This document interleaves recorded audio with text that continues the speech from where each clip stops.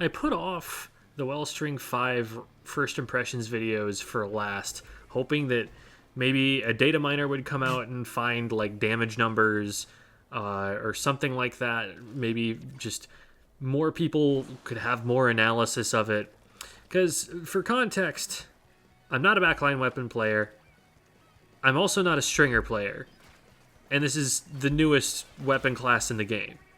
So it's really kind of a shot in the dark for me to make any kinds of predictions about this.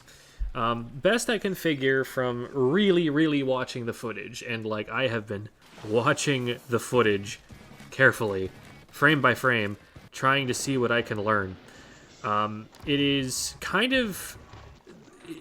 to the tri-stringer like the Mint Decavitator is to the Stamper.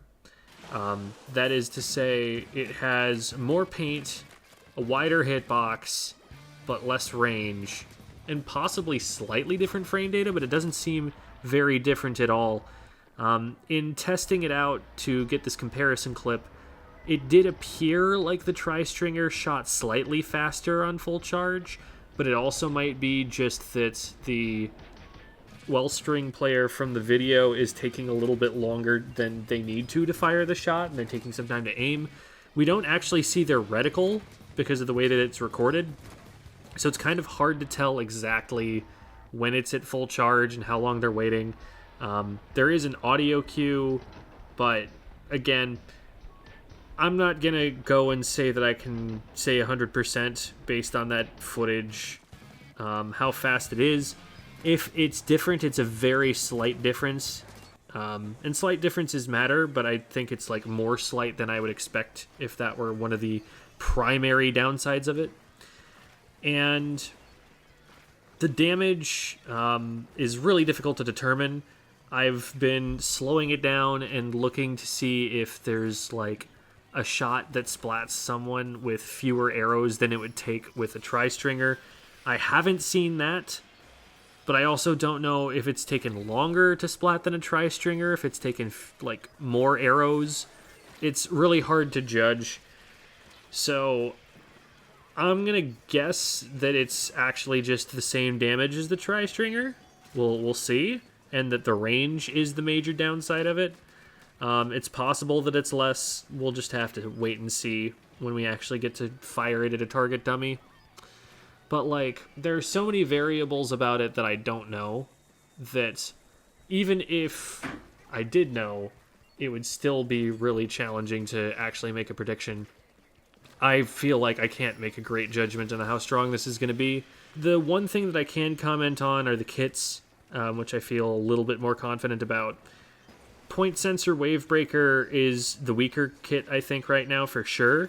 If the main weapon's absolutely busted, it might still be able to work with it, but Wavebreaker especially has really needed some buffs recently and just hasn't been getting them. It got the one little, like, point sensor thing, which is not doing a lot for it, honestly. I don't think it really changes too much, and it's just kind of not getting picked right now.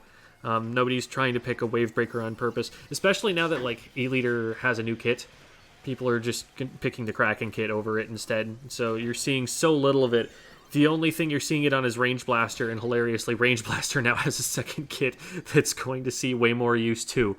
So the one that we're probably going to see the most of is Autobomb Ultra Stamp. Autobomb is really good. It gives you that location ability, but also functions as a lethal bomb, so it'll be able to pop Rainmaker and stuff. It'll also have the Ultra Stamp to help pop Rainmaker with, for that matter, and Ultra Stamp is definitely not the first choice or the second choice or the third choice for this thing, especially if it paints really well. Like, it could definitely have gotten something much more spammable than Ultra Stamp that doesn't take the main weapon away, and that would have been a lot stronger, but it could potentially function as, you know, throw it at someone and then keep doing what you were doing. It could be a little bit of a get-off-me tool. If there is something in particular you want shredded, like we said, Rainmaker Shield, or you want to move into a big bubbler, or there are a couple of different, you know, potential use cases, tent shields, you could pop this and get value out of it, at least in a team context. Like, it's not going to be useless. I think Ultra Stamp's in a better place than it has been in before. So it's not hurting too much for having it, but the main weapon needs to be really strong, I think, for that kit to see consideration in competitive play. So my guess is that it ends up in roughly the same place as the Tri-Stringer, unless, the significant amount more damage and significant amount more paint ends up mattering more than the range that the Tri-Stringer, I'm thinking, will have over it. That's not much of a prediction, but it's about the best that I've got, given the information that I have. Stringer players, love to hear what you guys think of it, but I just think we need to get this thing in our hands before we're going to have any idea of what we think about it.